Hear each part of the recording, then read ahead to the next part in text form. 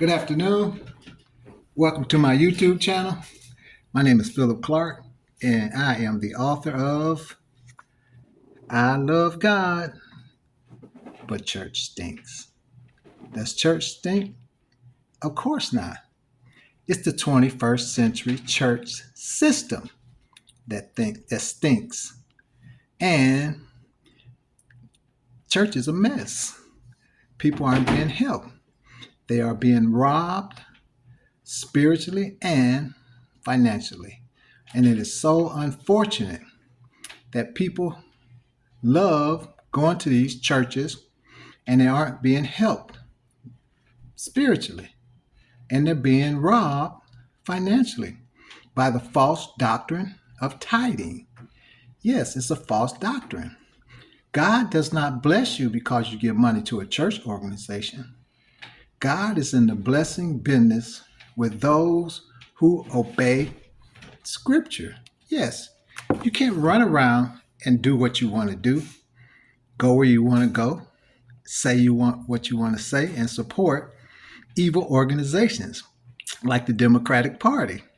The Democratic Party is an evil organization. It's an anti-Christ organization. They support same-sex marriage. They support the killing of babies, even outside the womb. They hate God. They have taken God out of their platform. So that's just an example of one of the things that people support. Church folks, especially Negroes. Negroes worship their skin color. And it really doesn't matter whether the person that they worship is involved in evil or have bad intentions, even for their own race. Prime example, Barack Obama. Barack Obama never had good intentions for minorities, black minorities.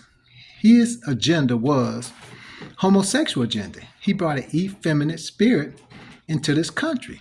And that's why you see all these black guys 6'5" on the football field and outside the football field. Some of them 6'5", 300 pounds with braids, red braids, blonde braids. They have barrettes and rubber bands. It's an effeminate spirit. Yeah, because they were raised by their mother and grandmother or auntie, never had a man in their life. And so what the system did, they set this up years ago in the 60s when Lyndon B. Johnson passed the law, had it passed through Congress about the Poverty Act, the war against poverty. And over the years, it has evolved into bringing in Barack Obama. He was brought in, yes, he was brought in intentionally to bring in this homosexual agenda and affect the thinking process of young black men. You see, when you're not raised by a man or you're not around a man, you're around women all the time. See, women are emotional. And that emotional spirit jumps on these young guys. And that's why it's so much killing going on now, because they don't think before they act. And that's how most women are. They don't think before they act. And that's not all women, but women they're not built like men. And when you have a man who has been psychologically or programmed to think like a woman, then he's going to act and react like a woman.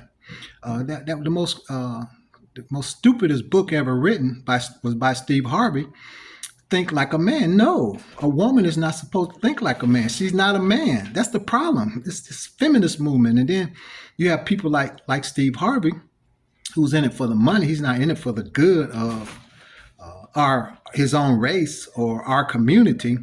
He's in it to make money. And so these women get these books and they just brag, oh, it's so good, it's so good. Yeah, because see, emotion kicks in because of what they're reading.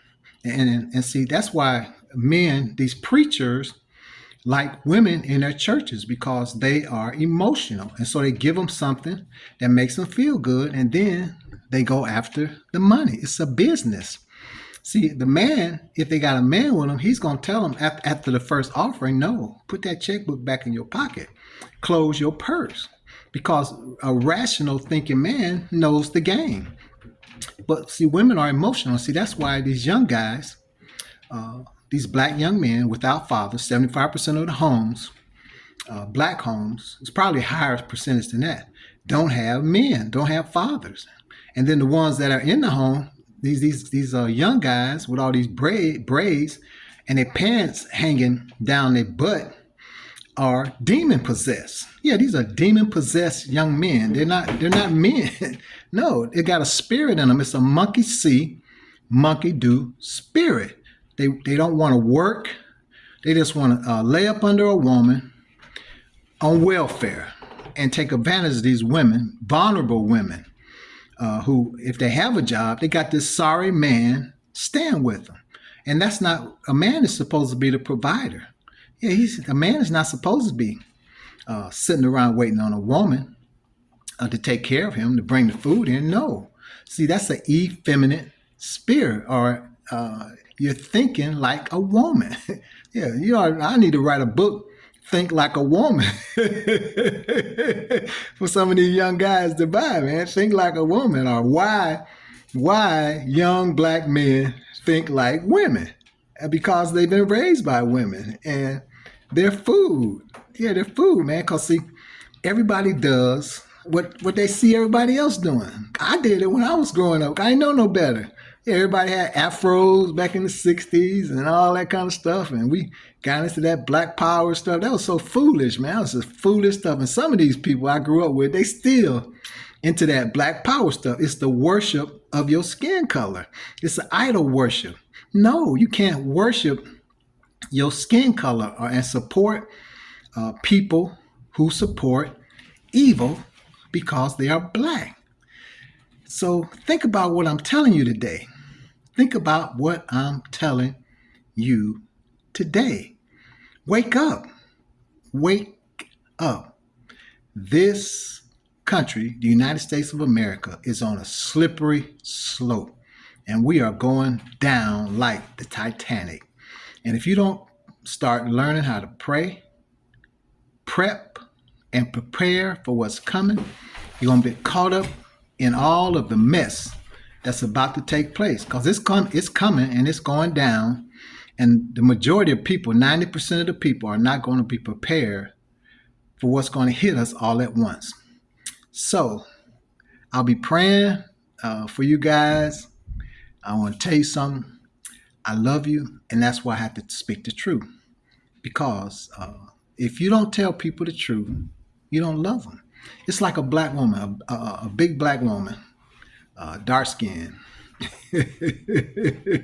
or light skin, and they got on these tight pants. I mean, these just tight shorts, and they, the stuff hanging all out everywhere. You got that Lizzo spirit. Lizzo started that mess, man. Now all these, big black women used to cover up all that stuff, but now they let all that stuff hang out, and they look a mess. And then somebody walk by and say, "Oh, you look so good." You look a mess. Or you had these women with blonde hair and green hair and blue hair, and then somebody come by lying to them because they don't love them.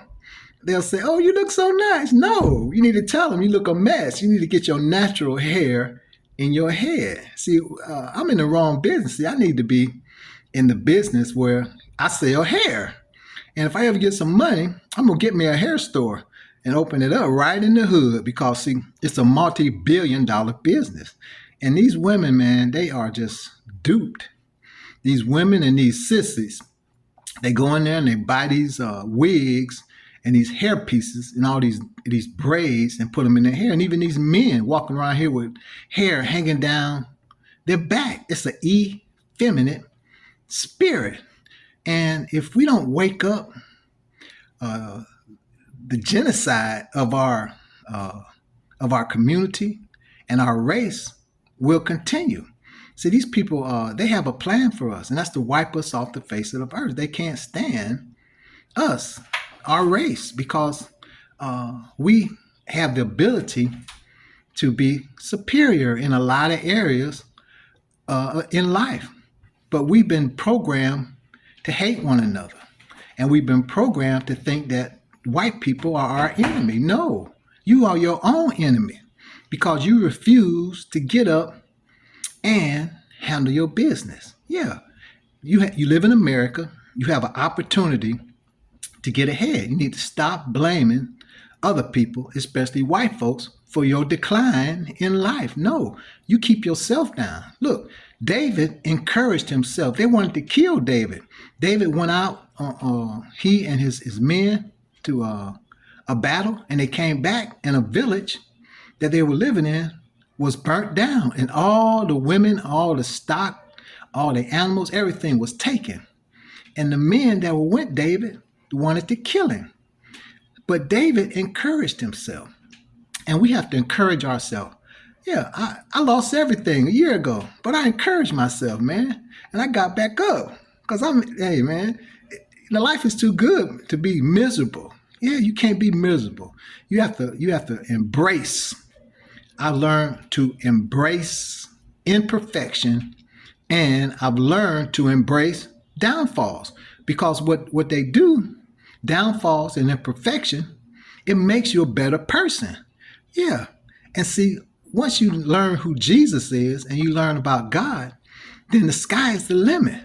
See, because what I learned is that as long as I obey scripture, God will bless me. And that's what's happening right now. No, I stopped giving my money to all these bad churches talking about a tithe. And I got away from these bad churches that really don't teach the gospel of Jesus Christ. People aren't being saved. They aren't being helped in any kind of way. And I just go to a nice little church with a few people that love the Lord. And they're not pressing you to pay a lot of money. And you have a desire to give more money because nobody's sitting around talking about tithe and giving you that false doctrine about if you give your tithe, God will open up the windows of heaven and pour you out a blessing that you can't receive. And if you don't do this, you're going to be cursed with a curse. No, that don't have nothing to do with money. So look, pray for some discernment. Pray for some discernment so that you can take your life to a new level. Now, listen, this book right here is on Amazon, and it's a good read. I love God, but church stinks. The 21st century church system stinks, and it needs to be abolished. Yeah, it needs to be abolished. So I want you to like this video, share this video, and subscribe to my YouTube channel. I love God, but, and order it today on Amazon. I'll have a website soon where you can order my book on my website. Be blessed and stay encouraged.